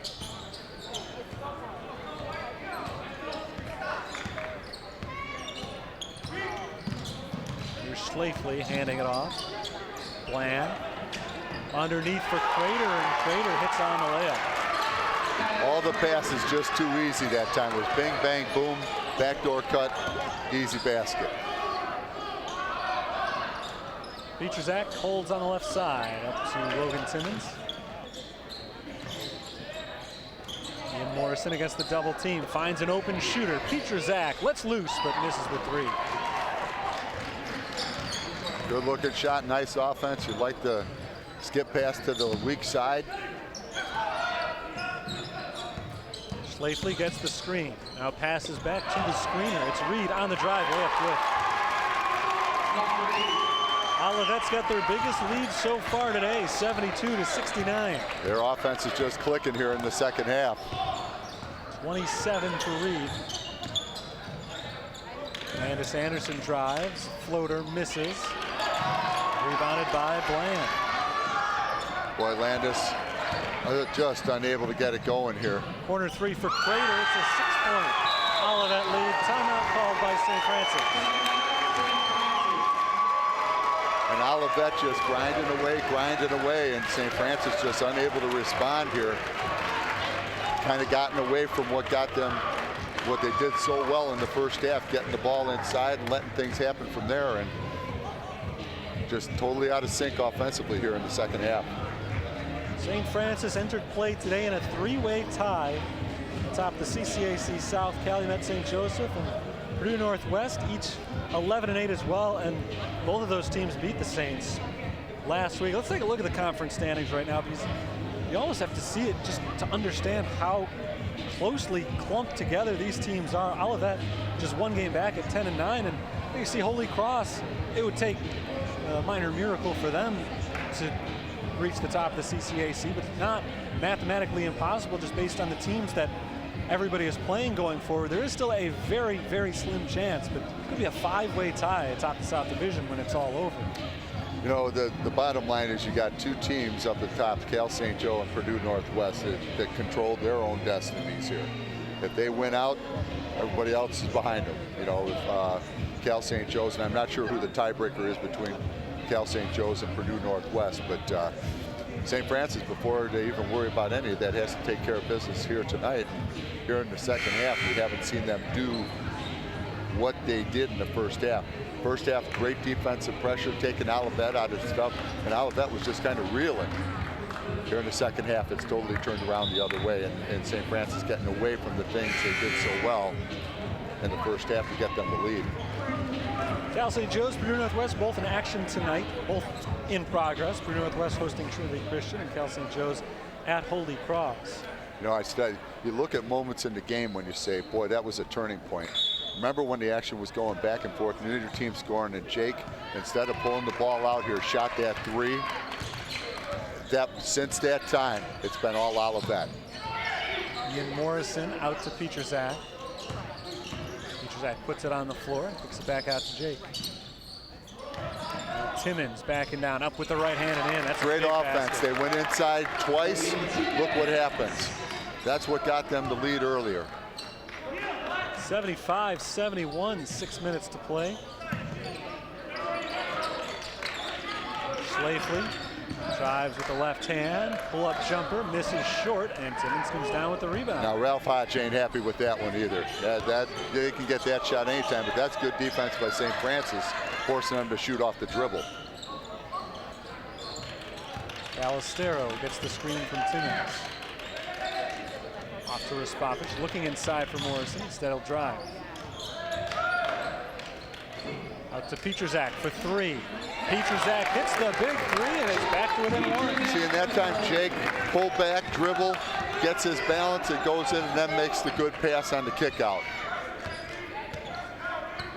This game as tight as can be right now as Schlafly kicks it out to Green, JoJo. and Green misses the open three. That's going to be a foul on Tyler Crater. That's JoJo. Crater's fourth. And JoJo getting away with one there defensively. Green left all alone, but not able to capitalize.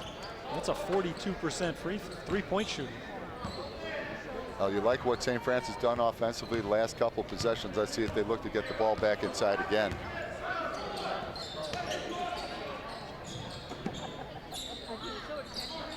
This is Raspovic, poked out from behind. Ahead for Swindle. Swindle will lay it in. Troy Swindle has 9 points. The lead is 3.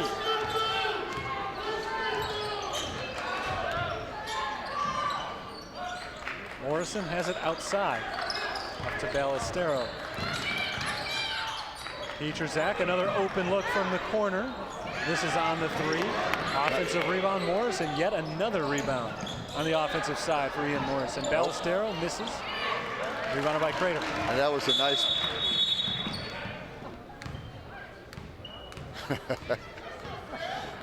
Jumped right out of his shoes on that one. Well, it was nice of the ref to stop the game. A lot of times they'll just play Ralph, on. look at Ralph down there talking to the officials.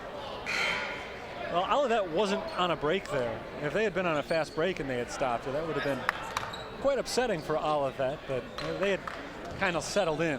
So they gave JoJo a chance to get his shoe back. Big possession here for the Saints as they try to keep it a one-score contest. Bland misses, rebounded by Timmons. Ian changing that shot, getting his arm up.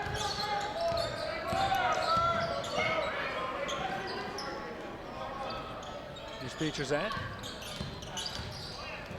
Off to Ballestero, down to Timmons. Timmons kicks it out to a wide open Thornton. Just a little bit short on the three-pointer.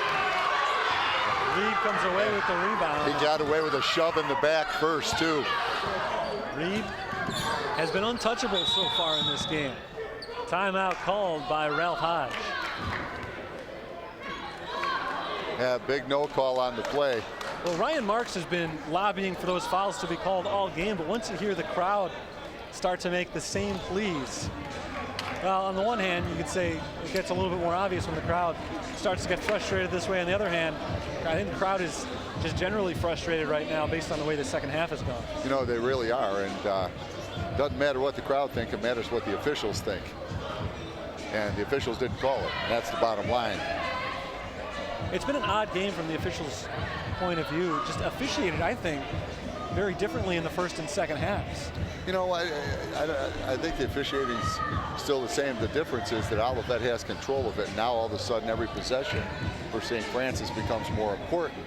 And that's the big difference. In the first half, it was the other way around. In the second half, again, I think the officials pretty, fairly consistent in this game.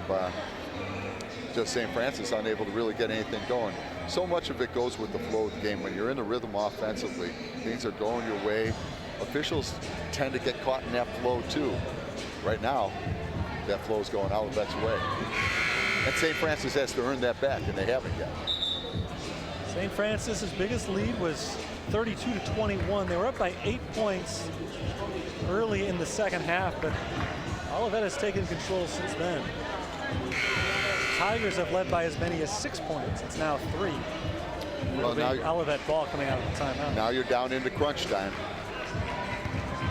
Always believe it's what you do at crunch time that really matters, and it's that time of the game. See what St. Francis is made of. They have the experience, but can they pull it together here and get going offensively to take advantage of that? Deep into the backcourt, this is Troy St. Francis with some zone trap going. Just changing it up, trying to take the rhythm of Olivet away. Crater passes inside to Bland, who's fouled from behind by Morrison. Just the third foul on the Saints this half. It's on the floor. Well, it's easy to say from here, but he didn't have position on it. He was coming from the backside on it. Fourth foul on Morrison. That's a big one, even as we get late in the game. Here's Reed, pull-up jumper. Good over Morrison. And now Reed has 29 points. And that's good defense. Sometimes you just can't stop that guy. Too shy now of his career high of 31, which he's achieved 5 times. Morrison down low, yes. Big bucket for Ian Morrison. Ryan Marks trying to work the officials too. Nice move by Ian down low.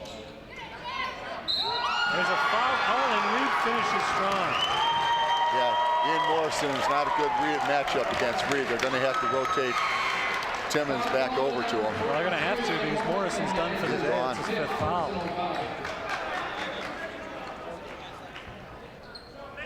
That one hurts St. Francis. Because not only now are they down by 2 possessions, but their leading scorer is done for the day. Respopovich will check in. Morrison done for the day with 13 points. And Reed, who has 31 points now for the 6th time in his career, has a chance to get to 32 for the first time. He's matched his uniform number, 32 points for Reed. It's a 6-point game, the biggest so far today for Olivet. Well, now with the in out of the game, it kind of changes what you want to do offensively, because he was your threat down low. So now you got to run the offense and let it do its thing. Foul called away from the ball. Are you surprised at all that they have gone back to Respopovich instead of Dusko Despo, who gave him some good minutes? You know, absolutely, because this is the, Jake's the senior that's helped get them to, where they've been the past couple of years. So I'm not surprised in, trying to kind of mismatch them, going with the 3-guard lineup out there. Ballestero finds Respopovich. 6 fouls now against Olivet, so that could be big going forward. St. Francis has committed just 4. So free throws could be in the Saints' favor the rest of the way. And John Pietrzak has been in the Saints' favor all day. He's been huge. He's just been quietly solid this game, John Pietrzak. 17 points to lead the Fighting Saints. Good pressure up top by Timmons. Green answers with a 3-pointer for the Tigers. When JoJo gets on the court, that's the problem. He's a defensive liability, and there you saw the shot going over the top of JoJo. Now he's got to keep his composure. JoJo's got the balls. We got a foul on Green. Green ran over John Pietrzak. And Olivet doing the old, oh, I didn't do anything. Yeah, you did. You got called for it. So Pietrzak's going to have a 1-and-1 opportunity from the line. Thing is that St. Francis got to tighten up at the defensive end. Free throws have been one of the key aspects of St. Francis's offense this year. They're 19th in the country in free throw percentage. And it's going to come down to free throws here in the second half as Pietrzak makes the front end. Let's see our replay what it is here. The foul comes after Pietrzak gives up the ball. And look at him, yeah. Pietrzak just shoves him down. Second free throw good from John Pietrzak. He's got 19 big points, so it's a 4-point deficit for the Saints. You got to get stops. Swindle against the trap, passes off to Crater. And now Reed from the left elbow, no good. Offensive rebound for Bland, who's fouled by Jordan Thornton. Had a long rebound off the shot. St. Francis doesn't pull down the board. Great defense, and then you can't complete the play. 92 seconds to go in the game. It's a 4-point lead for Olivet. They've got the ball, and they call a timeout. Typical St. Francis Olivet game. Both teams just grinding it out, coming right down to the wire. St. Francis putting 49 points on the board in the first half, and here in the second half, they're well below that. Saints came away with a 16-point victory at Olivet earlier this season, but this is not the same Olivet team that they saw back in January. Tigers have won 7 of 8 since that game, and they have really, despite being a young team, they've shown the greater composure down the stretch here. And it's not the same St. Francis team either. Earlier this year, they were hitting on cylinders much better. You saw it in the first half. They haven't been able to close it out in the second half, and if there's been something that's kind of been consistent with this team, they haven't been able to close things out in the second half. It was evident the other night. They had the 10-point lead, can't hold it. Here, they had 11-point lead in the first half. Second half, they can't hold it. It's been kind of a little bit of a consistent theme going on. And there's no question that in some ways this has been a disappointing season for St. Francis, but I think primarily because when we were talking 2 or 3 weeks ago, we were talking about the fact that St. Francis was getting better and better and maybe playing their best basketball when it counted most, but they've kind of fallen off since then. You know, don't say disappointed. They've had a solid season, a very solid season. Again, I think we tend to look at what they've done the past couple of years and say, hey, why ain't we where we were at? Oh, this is a little bit different team with the players that they lost and everything.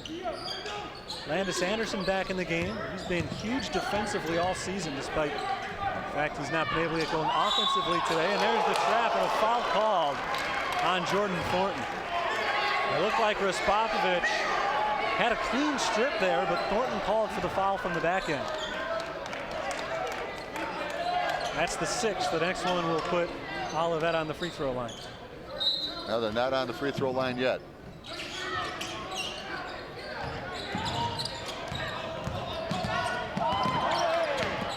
Stolen by Raspopovich. Jake all alone in the front court, an easy layup. Well, the pressure by St. Francis. It's crunch time. Minute left in the game. Olivet trying to make it a 2-score game again. And Landis Anderson steals it away. Anderson on the other end misses the layup. Still a 2-point game, and that may be a travel, or are we going to get a foul? Foul called on Thornton. Yeah, Landis. Nobody feels worse in the gymnasium than Landis right now. Just unable to get it going tonight, and you know, you just don't see him miss layups like that. Nice job by Jake Raspopovich going over and giving him a pat on the head. Landis Anderson, 13th in the country in steals. Picked up a huge one there and just missed on the layup. Still a game here. This will be a 1-and-1 for Swindle. Landis has to put it behind him now. Still got 53 seconds of critical basketball to go here. 3-point game. Well, I said it a minute ago, Anderson was brought in for his defense. He certainly provided that defensive spark, and the trap has been great here for the Saints in the final couple of minutes. And the offensive defensive changes going on right now for St. Francis, bringing in the offensive JoJo. Swindle makes them both. It's a 2-possession game. Yeah, Olivet ain't going to miss free throws down the stretch. They're too good of a free throw shooting team. I mentioned before, St. Francis 19th in the country in free throw shooting. Oh, that's even better than that. Petrazak out to Ballestero for 3. In and out. Timmons offensive rebound, and he's fouled. That right there is Timmons. Tell you what, he just makes so many things happen on the court. Now you need to knock down some throws. Still 1-and-1. Timmons a 75% shooter, 2 for 2 today. This game very well could come down to who's the better free throw shooting team, and these are 2 of the best in the country. Timmons misses the first one. That's huge. Ballestero comes flying in, and a foul called on JoJo.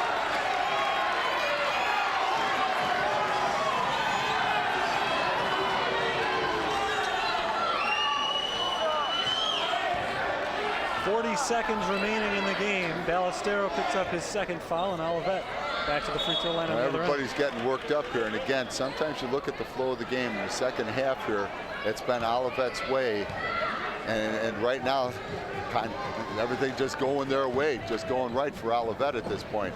Even with that steal, they go to get the rebound on the play and then draw the foul.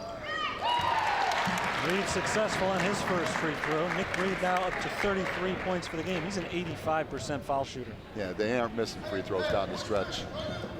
One of the strengths of Ralph Hodges' teams. 6-point game once again. Saints need to score in a hurry. Ballestero, one dribble, three-pointer, won't count. He hits the three. The foul is called against Olivet, but it came before the shot.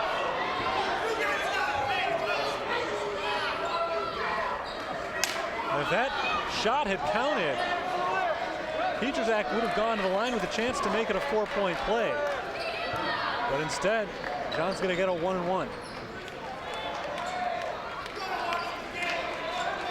I don't know. That's a good call by the officials. That foul happened before the shot was out of JoJo's hand.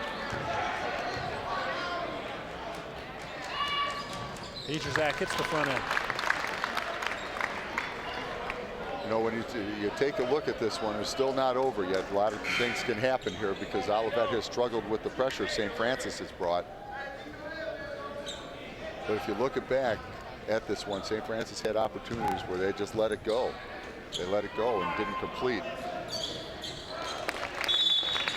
Timeout called by Ryan Marks. There's certainly a couple of plays that you can look back on just in this last minute. The missed layup, the missed free throw from Logan Timmons, front end of a 1-and-1. But I don't know that this game comes down to any 2 or 3 plays, because this is really a great effort by Olivet to get back into it after they trailed big early in the second half. You know, I still come back to that play earlier where Jake took that 3, and it seemed like we were up by 6. And yeah, if he makes it, it goes to 9. If he would have pulled that out and said, hey, let's run our stuff. I thought that was the point of the game when things just turned. And after that, St. Francis just went into a total offensive slump. It just, certain plays in a game, you say, boy, that's a critical play, that's a critical play. And I think I kind of come back to that one. I thought that was the one that changed the momentum of this game. Now, coming to the situation we're at right now, for St. Francis, the first thing you want to do is try to get a 5-second call. That's the optimum, because then no time runs off the clock. Second thing defensively you want is the immediate steal. Okay, the trap and the steal. And then you're going to have to foul right away. The problem is, if you foul, Olivet don't miss free throws. Rarely do they miss them. They haven't in years, and yeah, I don't think that's going to change here tonight with as good of a free throw shooting team as they are.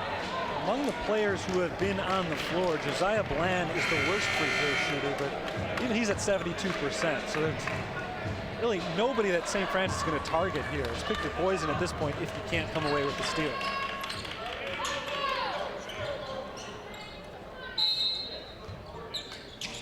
Reed will be the inbounder. Bounces into Schlafly, and Schlafly is immediately trapped in a held ball call. And now Ralph should be all over them, because Jake got away with the shove on that one. I can't believe the foul wasn't called on the play. Still Olivet basketball, but Schlafly won't get the free throws right now. And it does flip the possession arrow to St. Francis. That's a big play. And this time a foul is called before the inbounds play. Landis Anderson wrapping up Chris Green. Green, the best free throw shooter of them all, 88%. Well, he's saying that Landis had his arm wrapped around the offensive player. That was the foul call. Green makes the first, and that is the 9th foul against St. Francis. So this is the last chance in the single bonus. From now on, it's two free throws in every foul.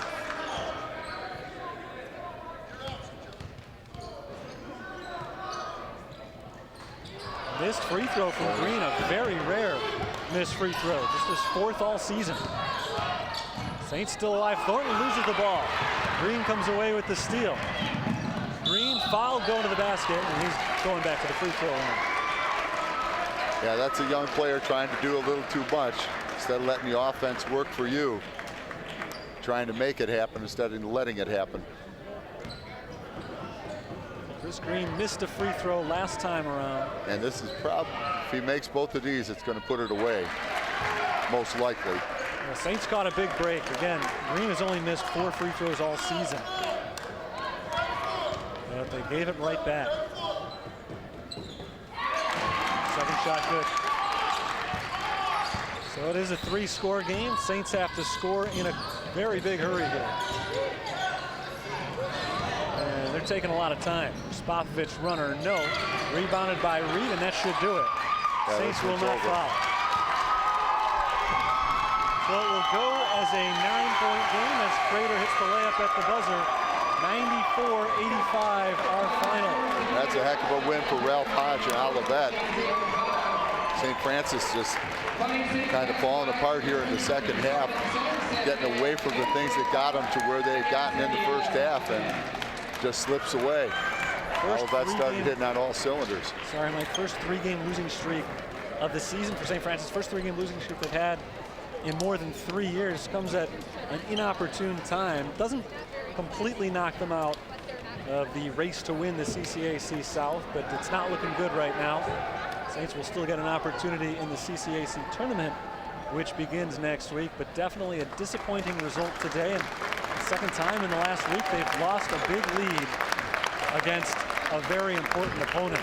And that's, again, one of the consistent themes you've seen with this team, just unable to close things out in the second half, and just little things they get away from in the second half. Players trying to do a little bit too much instead of letting the game come to them, and you know, once or twice that happens, you're going to be okay. That starts happening consistently over the course of the contest. That's when you get in trouble.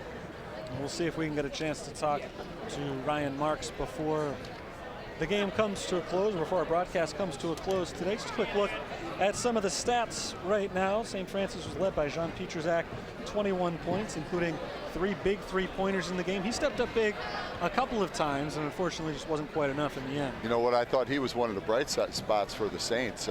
Both him and Logan Timmons, I thought, just gave great minutes out there on the court. Jean Pietrzak really shooting the ball with just a lot of little things that he did. But the loss of Ian, with that 5th foul, that hurts. And then just the guard play really being inconsistent. Landis really never getting it going tonight. I don't think he had a basket the whole night. And you know, that's not Landis Anderson basketball. And whether it's fatigue, whatever it is, the course of being beat up over the course of the season, whatever it is, St. Francis right now just kind of out of sync, especially on the perimeter. Yeah, Landis Anderson finished an uncharacteristic 0 for 6 from the field, and that included 0 for 4 from beyond the 3-point line. Looking at Olivet, Nick Reed finished with a game-high 34 points, 21 for Tyler Crater. Those are the 2 guys who have carried the team all year. And in the case of Reed, probably a shoo-in for Freshman of the Year in the CCAC. Probably in the running for Conference Player of the Year. Yeah, he's the real deal. And you know, as he learns to continue to play, he's just going to get better and better and better. And you watch him, he's just so intelligent on the basketball court, gets away with some things that other players don't get away with because he does it such an intelligent way. And it's going to be interesting to see how good he becomes over the course of the next 3 years after this season. With the loss today, St. Francis falls to 17-12 for the season, 11-9 in the CCAC. Olivet Nazarene now 13-15 and also 11-9 in the CCAC. As I said, it's looking dim right now for St. Francis, but even if they're not able to pull off the miracle and win the South Division, they'll still get an opportunity in the CCAC tournament, which starts next Wednesday. So now as we look ahead for the Saints, what do you think they need to do? Obviously, they're in a rough spot right now, losing 3 in a row. How do they turn this around? Well, nobody's going to want to play them in the conference tournament, obviously, because they do have that potential to be so good. Right now, they just on the perimeter, they're just out of sync. They just look out of sync. For whatever reasons, and I'm not at every practice, so I can't tell you all the reasons, but when they get the ball inside, they do things well. But when the perimeter guys start making decisions that are questionable, it tends sometimes to take them out of the rhythm of what they're doing and what they've got in. And unless that gets straightened out, there ain't going to be a lot of tournament basketball. Right now, they're just out of sync, and I think it's, you know, obviously it's the whole team, but I think it's the perimeter guys, just when to make decisions, when to do things, and when not to do things. Next game, the final game of the regular season for St. Francis, coming up this Saturday. 3 o'clock start time, game 1 of a doubleheader against Indiana South Bend, with the women's game to follow. And that'll be the next time you can catch us on the GoFightingSaints.com website, where you can find all St. Francis games streaming live, all their home games this year. But that's going to do it for our broadcast today. We thank everybody for tuning in. Tough loss for the Saints today. They fall to Olivet Nazarene 94-85. We'll be back at it on Saturday. Hopefully you're with us for that one. Until then, for Mike Zaworski, this is Terry Bonavana signing off from the University of St. Francis. Good night, all.